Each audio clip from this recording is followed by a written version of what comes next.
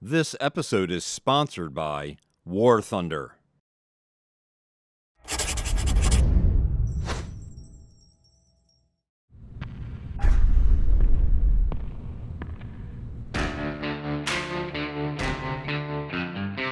I'm Kerry Stagmer, and we are the Blacksmiths of Baltimore Knife and Sword.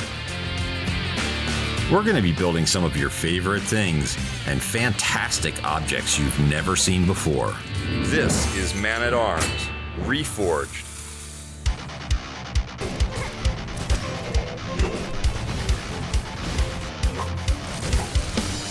We've been really busy here at BKS, making some amazing items from some legendary game studios. Some of those builds require more forging, some require more engineering and manufacturing to make them come to life. As you can see in previous videos, we forged nail and then upgraded it to pure nail. Today, in anticipation of the upcoming release of Hollow Knight Silksong, we're going to be making Hornet's Needle, the big sister to Hollow Knight's nail. Kevin and I are going to start forging Hornet's Needle from a solid piece of 1045. Our goal is to have it be one integral piece of steel where the handle, pommel, and blade are all from the same piece.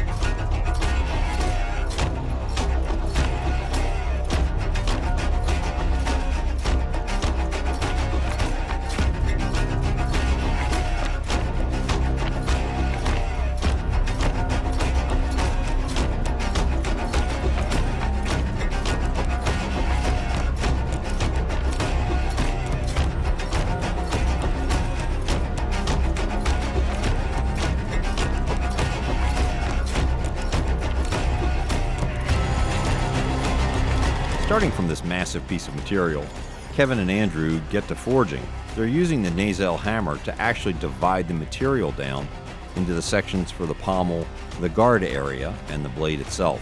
The handle has to be drawn down quite a bit, so there's a bunch of forging here. They have to measure to make sure they have the right amount of material for each section.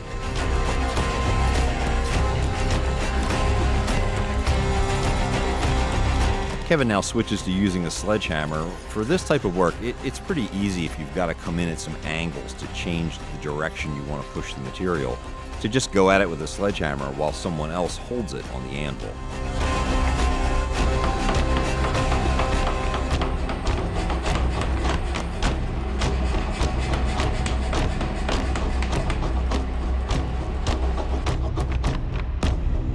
Before the guys begin the next step, let's first hear about today's sponsor, War Thunder. Everyone loves seeing molten metal, big power hammers, and hot sparks on Man-at-Arms Reforged, but real fans know the amount of detail and comprehensive research that goes into forging each piece. That attention to detail is personally what I look for when choosing a new game to play. So when I heard that War Thunder not only features impressive graphics and gameplay, but also includes one of the most detailed vehicle catalogs ever made, I had to download it right away.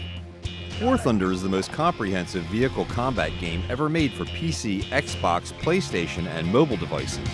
We're talking over 2,500 tanks, planes, helicopters, and ships from 10 major nations. Sophisticated vehicle damage mechanics that include an impressive damage X-ray view, in-depth customization, and much more. And with incredibly detailed vehicles, realistic graphics, and authentic sound effects, you'll find yourself quickly immersed in the intense combat of War Thunder.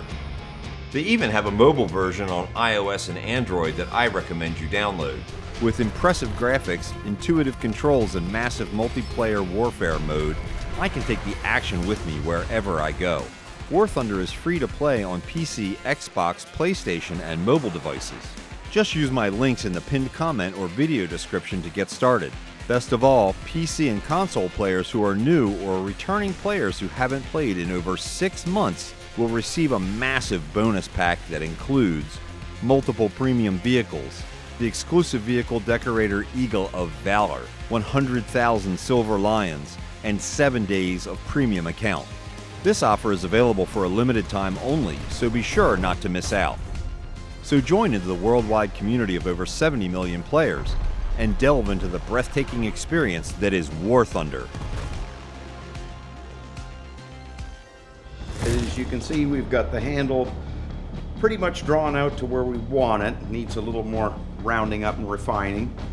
And the next thing we'll do is punch a hole in our pommel, which we've refined a little bit. So once we get this all finalized, then we'll be ready to put this back in on the other end and get the blade drawn out. And we're about halfway there already.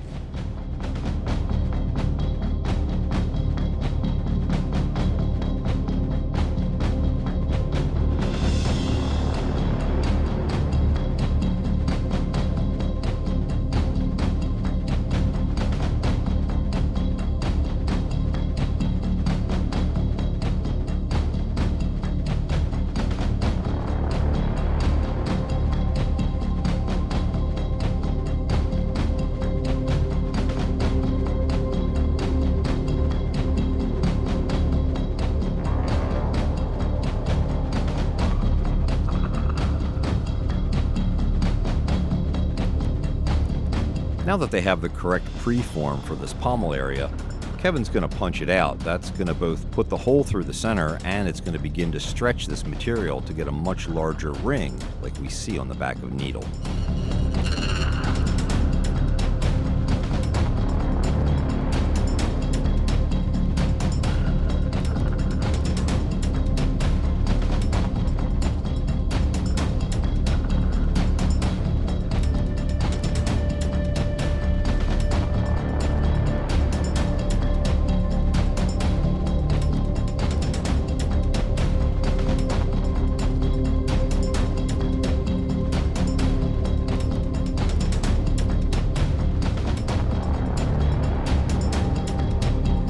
Kevin now begins forging over the horn of the anvil. This horn is actually tapered. It's not exactly round like you'd think. So as he drives this material down, creating the outside form to get it nice and smooth, it's actually hammering from the inside and opening this ring up to make it larger.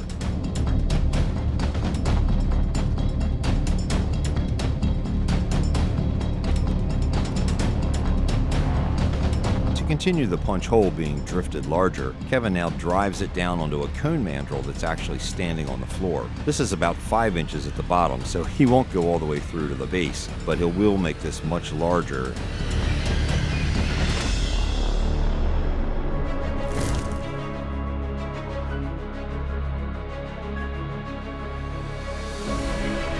Now that the pommel and handle areas are to form, this is the time for the really big forging. We begin to drive this down under the nasal power hammer, first to basically flatten the round, and then to draw it out to the length of this huge blade.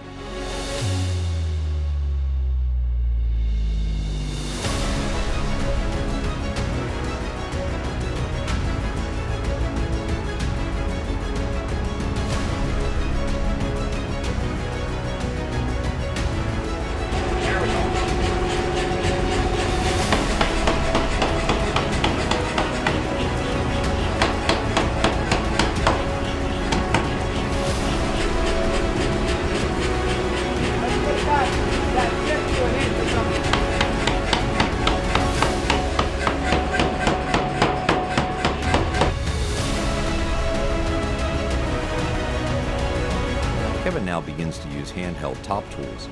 As you see it here, the radius is to the bottom. This will cause stretching, but it will allow him to do that fairly smoothly.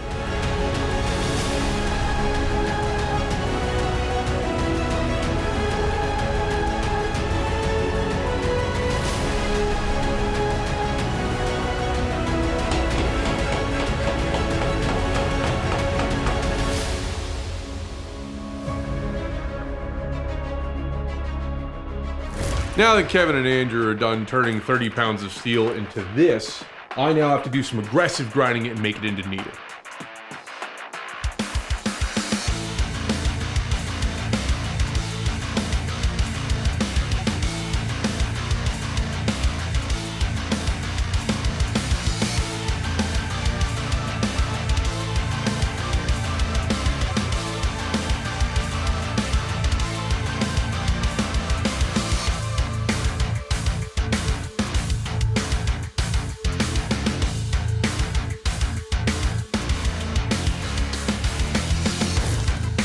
As you've seen us do before, we're going to have two people working on this blade.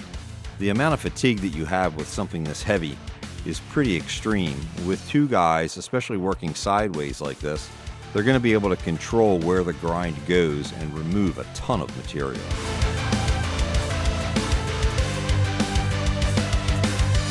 Now that Butch and Paul have the blade rough ground, I'm going to work on blending in this transition area.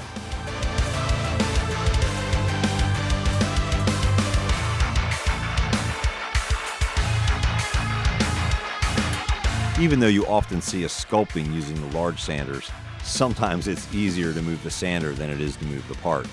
So occasionally we'll drop to hand sanders and begin to remove material this way. The closer you forge, the less grinding you do, and on a big sander it doesn't make as much difference as you'd think, but on a small sander it makes quite a difference.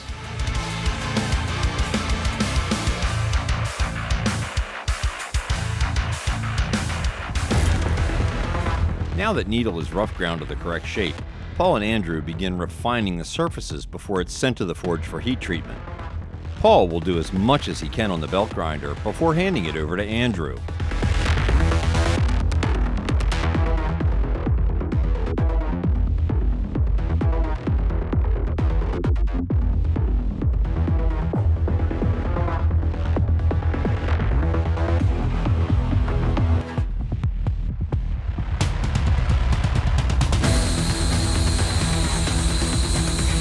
Andrew now focuses on cleaning up the pommel area.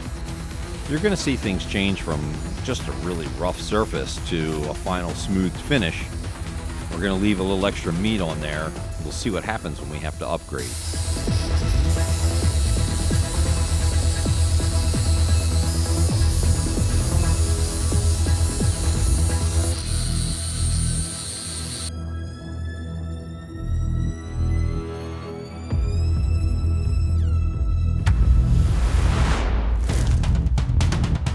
Something that has this much form and is this large, we want to try and keep it as straight as possible.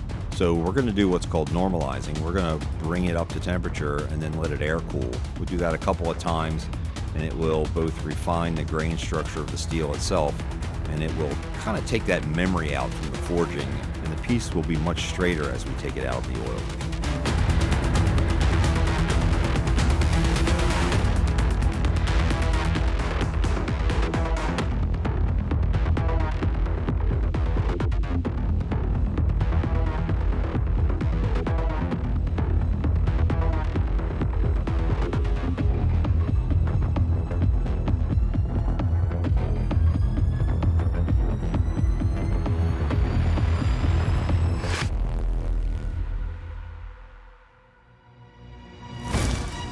You saw what we did with nail, where first we forged it and finished it, and then we were able to take it to pure nail. We really have no idea what Team Cherry has in mind for upgrades, so we're going to keep as much material on needle as we can before we upgrade it to its final form.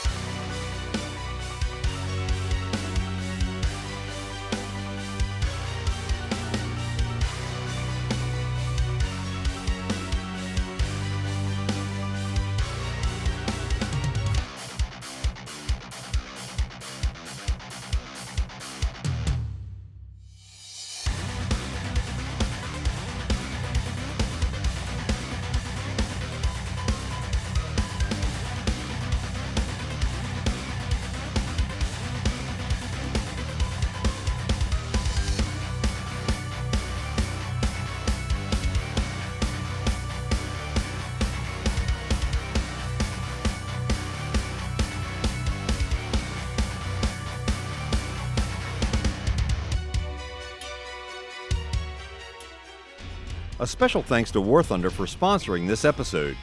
Use the links in the pinned comment or video description to download War Thunder for PC, PlayStation, Xbox, and mobile devices. New players and returning PC and console players who haven't played War Thunder for 6 months will receive a massive bonus pack to help begin your adventure. Download today.